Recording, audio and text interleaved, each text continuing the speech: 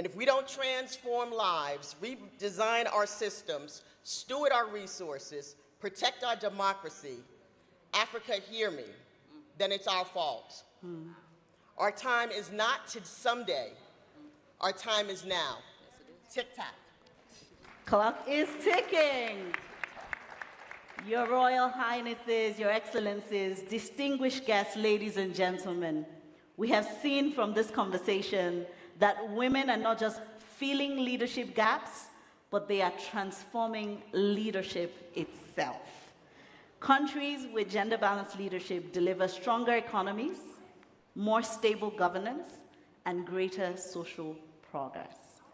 Therefore, we must prioritize women's leadership as we birth Africa's next chapter. At WILAN, the organization I lead, we say that women's leadership can change everything, everywhere. And I believe that. Please join me in celebrating these transformational female leaders. Thank you very much. Another big round of applause, ladies and gentlemen. Thank you so much. If you could just pose for a picture, ladies. If you could just pose for a picture, a photographer will come through and take this picture. Please come through.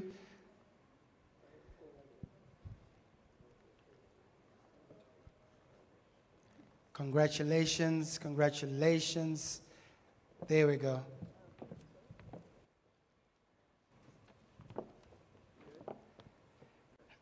Okay, did we get that one? And we did speak about women and men partnering for the great, just hold on. So, yeah, figured there is need for a man in the picture. There we go. My smile is fading. You get it? Thank you very much. Ladies and gentlemen, once again, let's give them a big round of applause. It has been presentations from morning, it's been conversations, it's been robust talk from all our panels, from our keynote addresses. We would like to switch it up just a little bit and get to watch and enjoy a spoken word. Ladies and gentlemen, please put your hands together for I.B. Quake.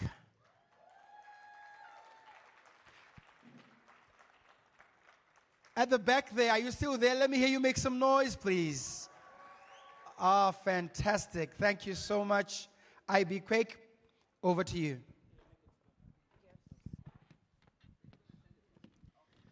Good afternoon, everyone. Good afternoon, Your Majesties, Your Excellencies, distinguished government officials, and of course, our very lovely guests. I'm I.B. Quake, a spoken word artist, and I just need your attention for a couple of minutes. I'm here, courtesy Elevate Africa. I'm so passionate about Africa, and I'm here to speak about the next chapter. Thank you.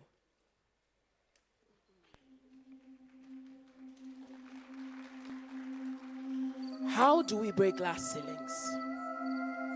How do we number the stars in the sky and not include ourselves in it? Not include our reflection in the constellation? How are we talking innovation and still sending smoke signals to Silicon Valley for validation? The sky is not our limit. We've gone past it. And the heavens have to include Africans in its yearly budget. How about we send an invoice to the stars for imitating Africans and calling it the constellation? The sky is where we place our feet, make our mark in history, and the clouds is where we save it. We have talent too heavy for gravity, so earth is where we don't die, just sleep. Like it's the valley of the great kings. We don't just speak, we decree and command. Call for things that be not as though they were. We don't see ourselves as less when we come from royalty. With empires realer than the Fresh Prince of Bel-Air. We have culture nestled deep. Call it art, call it fire, call it local. And watch the world sample everything. The way we make waves with Afrobeat and Amapiano. Gyrate until bodies can't stand still or say. See, Africa is not behind. We're becoming. We're not begging to be seen. We're summoned. So how do you break glass ceilings? You don't tiptoe with stilettos. You come in healing, killing, by being revolutionary, fall, but get back up quicker than Humpty Dumpty. With ancestors in our blood screaming, break it. Because we don't just break glass ceilings by just sitting. And what do we say to those whose fire is fighting water? Being a god is too good to be true. So they'll settle for nothing more. They can't dream past Mars. Then the next match Jim Ike and Osaka London is their only bus stop. The eye of London means nothing to those who can't see. Those who don't believe. Dream. Take the head of Goliath even when the tune is risky. Be David. Break boundaries past the point of attack. See, this is Africa's next chapter. One that includes trade, agriculture, fashion, architecture, name it. And what we have is enough to begin with. Because trade is power. It is how a continent stops being pitied and starts being paid. Trade is the language of nations who take themselves seriously. And Africa is speaking now. Fierce, finally, fluently. So this is how you break glass ceilings. You work with purpose in your pace. You walk like your name is etched in space. We don't ask for seats when we make the table. Turn no into not yet, we make fate unstable. So this is a continent that plays with passion. We're waking the Victor Osimhen in us. So a young boy in Niger knows that his feet can take him anywhere in the world as long as he keeps at it. And Her Majesty has made it possible for women like us to engage in conversations that matter and elevate us. Do we not know that we are fire? But the flame that keeps the nation awake, the signal of smoke that speaks into industries, but the talking drum beating with dexterity loud enough to cause villages to stand still, or a fire flagging its flames like a call to action. I dare nations to not listen as we come to action. So this is for the girls writing poems with no audience, for mothers starting life again as a young girl, for African boys to forbid the notion that they are inferior, for the men pushing down closed doors because no be me go tell no, for those who are ready to make music even if it's not from Fela and Nicola, to people who break boundaries and revive hope.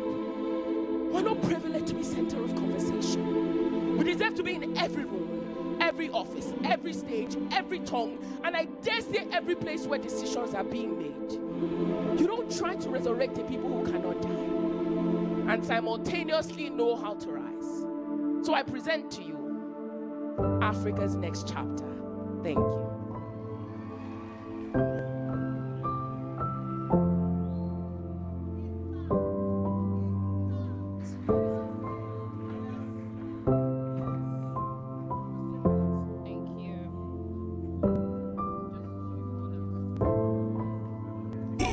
One in every 4 people on earth will be African. That means 1 in 4 workers, 1 in 4 creators, 1 in 4 consumers from this continent. Africa is the youngest region in the world. 40% of its people are under 15. While other continents are aging, Africa is getting younger, faster, smarter. By 2050, 900 million more people will live in African cities. That's new schools, new markets, new industries waiting to grow. Internet use has jumped from 1% in 2000 to over 40% today. Trade across Africa now connects 1.3 billion people and a $3.4 trillion economy. So, when people ask if Africa is the next chapter, the answer is simple. The data already says yes. The chapter has started.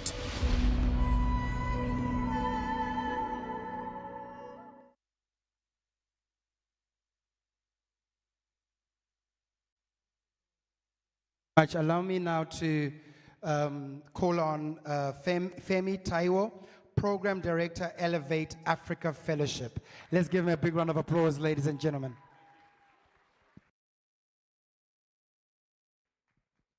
Okay, good evening, good afternoon, everyone. Good afternoon, everyone. All right. One of the most exciting things that has happened in the past year is the Elevate Africa Fellowship. Last year, just like Her Majesty said, the Elevate Africa Fellowship Program was launched.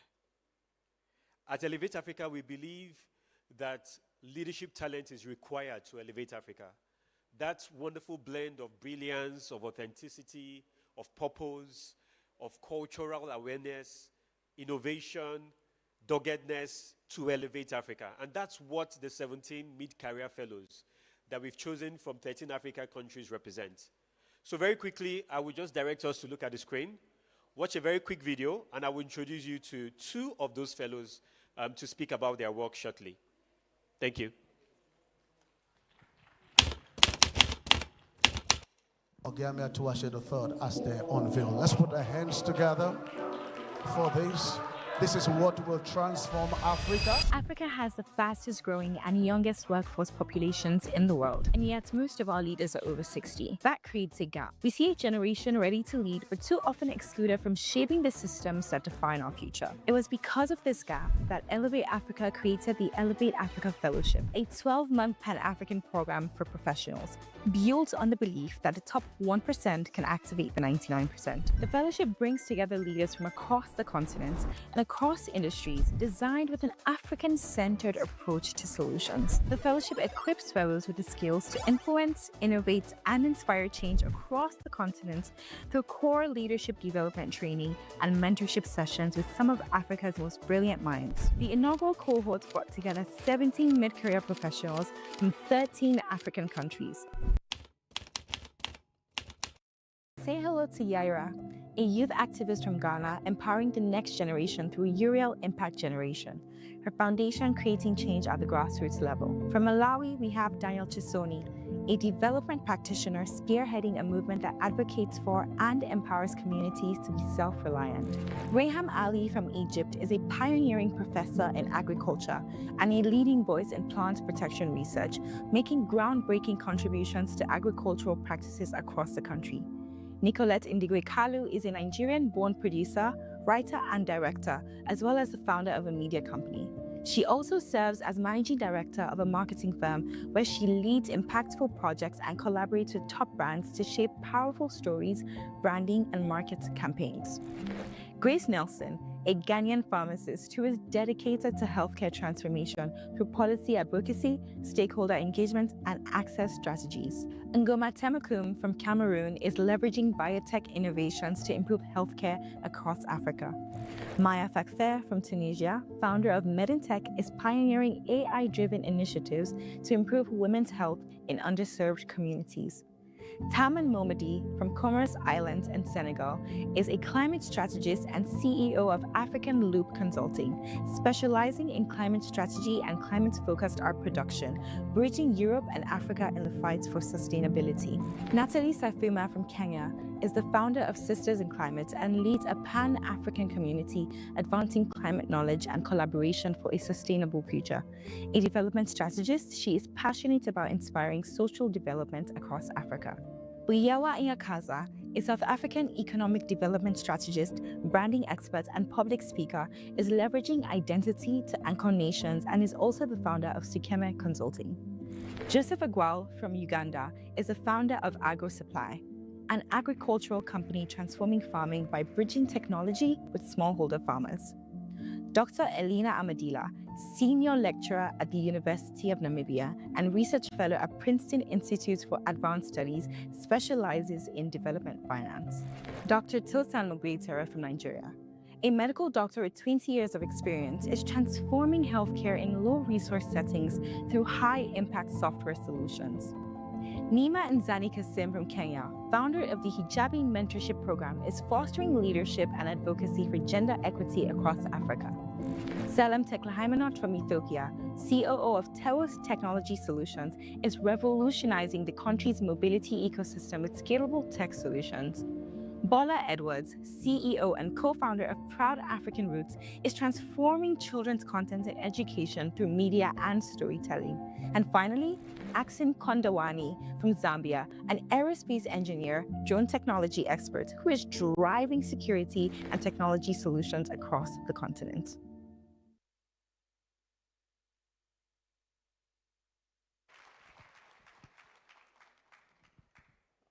Okay. Now, over the past 9 months, Their Majesties and a couple of facilitators drawn across Africa have poured themselves into these fellows. From Lagos to Warri to Abuja to Mauritius and now Botswana, the fellows have convened 3 times physically and multiple times virtually, learning about leadership, improving their abilities to shape narratives, and learning how to scale up the great work they've been doing over the years. Without further ado, I'm going to be introducing one of the fellows just to share a bit about our work. Nima Nzani Kazim is a gender and public policy expert. You've heard a lot about her, but for us, over the last 9 months, we've seen Nima as a powerful force of change. She has that wonderful blend of fire and empathy. She's a mother, a mentor, a reformer, a movement builder, inspiring us all to lead with purpose, with empathy, softness, and with power. Make welcome with me Nima, all the way from Kenya. Let's make it louder, please.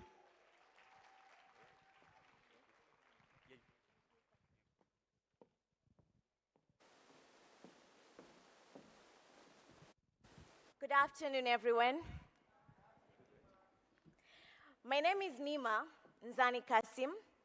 I come from a small village in Kwale County in Kenya.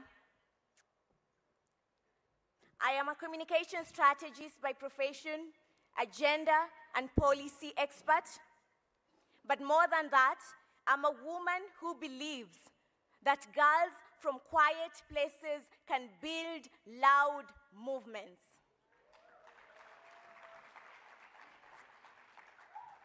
It's a true honor to stand before such distinguished company, Your Royal Highness, Your Excellencies, and fellow visionaries. Thank you for the legacy you carry and the future you are helping us build. I speak not just as Nima from Kwale, but as one voice in a growing chorus of African women who are choosing to rise, to reclaim, and to build. At 22, I walked into a classroom in my village to teach young girls about their rights. And one young girl raised her hand and asked me, am I really allowed to say no? Will I not get in trouble for saying no? For a lot of you, no may be a very simple statement, but from conservative communities like mine, no is a privilege. That one question changed my entire perspective, because I thought of the women who came before me, my great-grandmothers, my grandmothers, and my mothers, and I wondered, did they ever ask themselves the same question? And it was at that very moment that I decided to dedicate my life into teaching young girls that no is a complete sentence.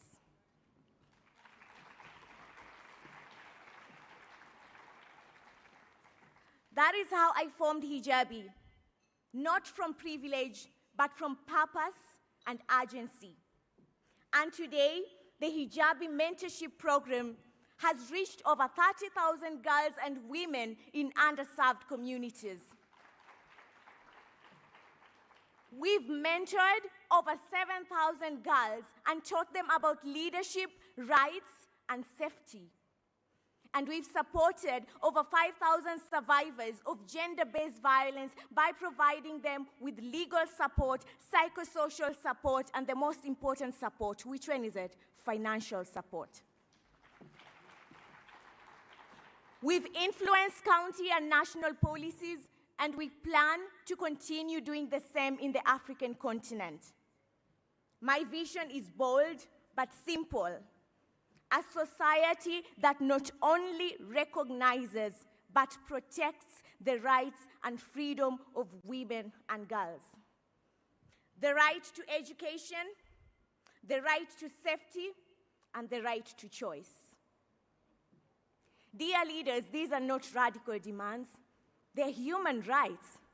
We have them in our constitutions, We have them in our global declarations, but too often they are trapped in policy papers instead of lived realities. This vision has been sharpened by the Elevate African Fellowship. Every dialogue, every convening, I've been reminded that Africa's next chapter will not be written in boardrooms alone. It will be written by community builders like us too. Elevate has given me more than a platform. It has given me the most important thing, perspective. It has helped me refine my leadership, deepen my purpose, and understand that my story isn't just personal, it's part of a continental movement. So today, leaders, as I close out,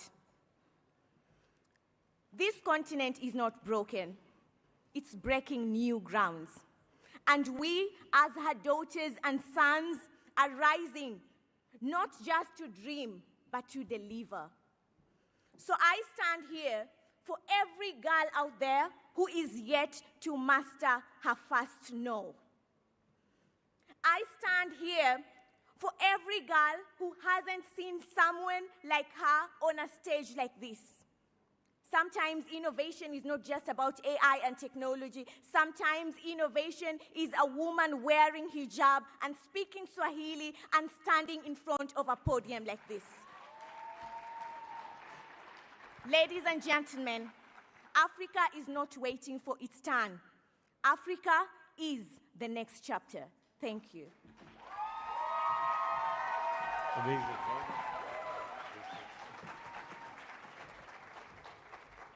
Amazing.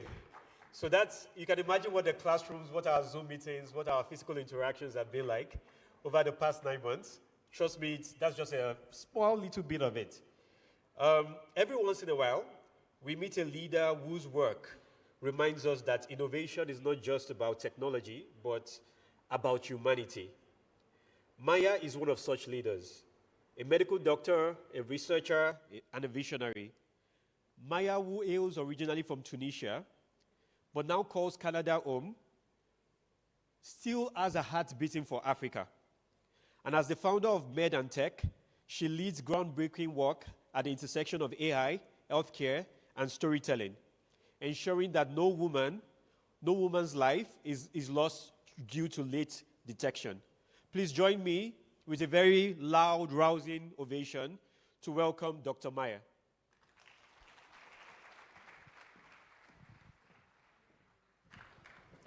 Hello, everyone. I'm Tunisian. I trained in the public hospitals of Tunis. And this is exactly where I learned that it takes more than prescribing just a pill to solve my patient's problems. It takes a deeper understanding of systems, of social realities, and the barriers that prevent my patients to seek the care that they need. And that led me to public health research, and eventually to step into my social entrepreneurship journey. Today, I lead Med and Tech, a nonprofit using AI and technology to close health gaps, women's health gaps. So now, let me take you to Rwanda, where my vision came to life. Cervical cancer still ends around 350,000 lives a year, most of them in sub-Saharan Africa. In Rwanda, only about 18% of frontline nurses are trained to do cervical screening, which means most women hardly get a preventive check. I've seen the cost of that gap, patients arriving when care is too late. So we asked, what if a smartphone could help change that? At Med and Tech, we built an AI-powered mobile-friendly app that supports nurses in spotting early signs, right where it's needed most. Hi there! Today we finally made it after months of preparation and groundwork. We're here at Chichichuru Health Center in Kigali, Rwanda. Today, our AI-powered screening tool finally moves from prototype to real-world implementation and practice. We're working with the local nurses and showing every woman a clear picture of her own health on the spot. Welcome to day one of tech-powered screening. At first, we weren't sure how we would go, whether women would come or how they'd respond to an AI-powered tool. But each morning, we'd arrive to find women already waiting. We explained the process carefully and made sure to answer every question. Nurses used visual inspection with acetic acid, or VIA, while running the app in parallel. It was the first time these nurses had used digital tools in this context, but it fit smoothly into their screening routine. We use VIA and we also use the app, which is an AI-powered mobile app to assist in cervical cancer screening. Here's how it works. The nurse takes an image and enters all the relevant clinical information, then proceeds with VIA just as she normally would, with no disruptions to her routine. She captures 2 images, one before and one after applying acetic acid. Then the app, powered by AI, analyzes the images on the spot and offers decision support to help guide interpretation and reduce uncertainty. Being able to zoom in, adjust lighting, and really see the cervix on screen made a clear difference for nurses, as lesions that might be missed with the naked eye became visible. For the first time, patients could see their own screening results instantly. In a context where myths around cervical health are common, simply seeing that image of their own body was a powerful moment. It opened space for real conversation and helped nurses explain what was happening more clearly. Moments like these are how we keep care human, even as technology becomes more present in the room. After seeing the images, I felt very happy because I was concerned that my service had issues. I am happy to know my status. I would encourage my neighbors to come screening. I would like to thank you, the person who organized this research. I would be happy to invite the other women. The application was very nice. It was able to show good pictures. Women appreciate the way their cervix looked. They appreciated mainly the fact that they could go home with the result. Yeah, thank you for bringing to us such a nice idea. Today we're wrapping up. Can't believe it's the final day already. Thank you for most girls for going far. Bye. Maybe see you in the future. I can tell that the pilot was successful. Over 250 women were screened over the past 6 weeks. Myths around sexual and reproductive health debunked. Women already spreading the word in their own communities to encourage their peers and neighbors to come here and get tested. See you soon for more screening and even broader impact.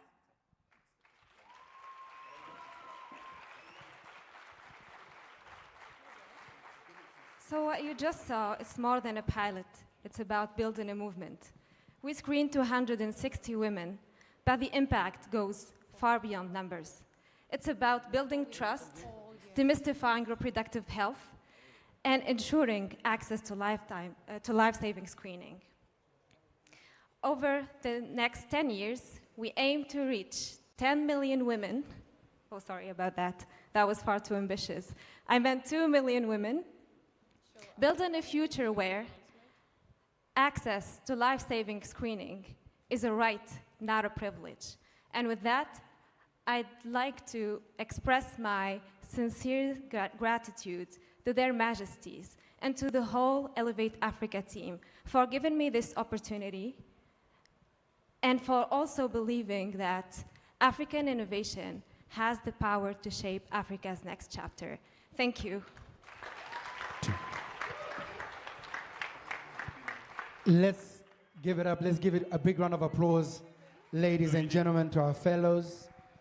If they're available for conversations to meet with you, please, you can meet with them during lunch and partner. We also invite you to partner with our fellows and leadership talent for Elevate Africa. And then on your tags, if you scan the QR code, you are also able to access these fellows as well. Ladies and gentlemen, in our afternoon session, we had the chairman Chairman Committee on Foreign Affairs, House of Representatives from Liberia, all the way from Liberia.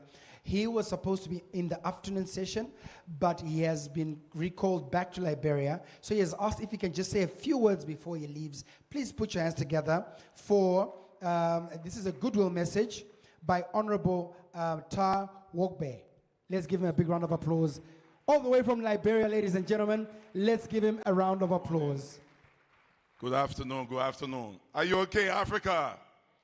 Are you okay, Africa? Thank you. My name is Star Wongbe. I'm a representative for District 9, Nimba County.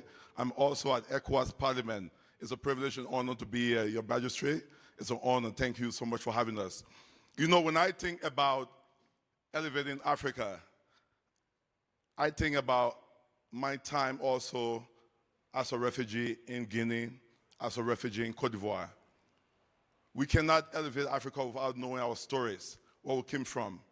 When I think about elevating Africa and what this platform means, to me personally, it's about building together. For too long, you will see that people in the diaspora only send money, only send their finances. And I did it too when I went to the US. I sent back money. Even now, my SendWave account suffers so much. But it's not only about sending money, it's about also galvanizing those funds so that we can impact sustainably. When we think about elevating Africa, it's not only about extracting the natural resources. In the constituency that I serve, over 60% are farmers. How do we turn the grain into economy? That's what I think about. So please join me right now. Please stand up. Please stand, because I know you're ready to have some lunch. I know you're tired. Please join me by standing up, please. When I say elevate, you say what? When I say elevate, you say what? Elevate? Elevate? I'm not hearing you. Am I hearing you clear? Elevate? Elevate? Elevate? Thank you so much. Have a blessed day.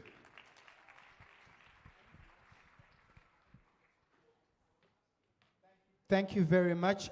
Another big round of applause, ladies and gentlemen. Thank you so much. Lunch announcements now. Oof, okay. Lunch announcement. We're going to go to lunch, but after lunch, we go to breakaway sessions. We go for breakaway sessions, and these are the topics and the rooms for the breakaway sessions. Here in the main auditorium, we have natural resources and sovereign wealth in the main auditorium. If that's a topic you're interested in and you'd like to know more, please come back into the main auditorium. And then room 1, if you exit on my left, your right, in the corridor, you'll find there are screens there that indicate each room that you're supposed to go to. Room 1, there is catalyzing governance reforms, policy labs for the next era in room 1. And then in room 2, how Africa can leverage technology to leapfrog ahead. How Africa can leverage technology to leapfrog ahead. That is in room 2. Those are the breakaway sessions. Please stay with us. Let's stay together and let's finish strong. And let's make sure that even by the end of the day, we have soaked in these very important conversations prepared, of course, by Elevate Africa. And then once we're done that, we're done for the day. Tomorrow, we are here seated by at least 7:45. At 8:15, we have exciting panel sessions tomorrow. 8:15 on the dot, we will begin our tomorrow's edition and our tomorrow's program. So please make sure that we're here bright and early so we can continue with the announcements for the processions for tomorrow. That being said, ladies and gentlemen, we are now going to break for lunch, and as is protocol, allow me to release your majesties so that they can leave the room, and then I'll give the rest of the announcements. Ladies and gentlemen, if we may rise.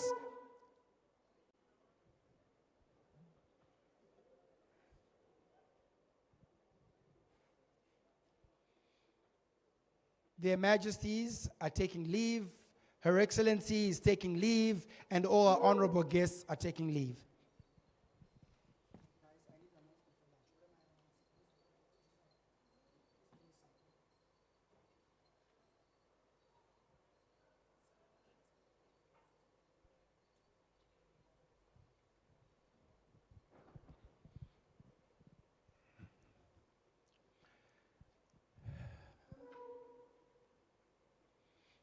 Okay, just wait, everybody else, please wait as the rest of our...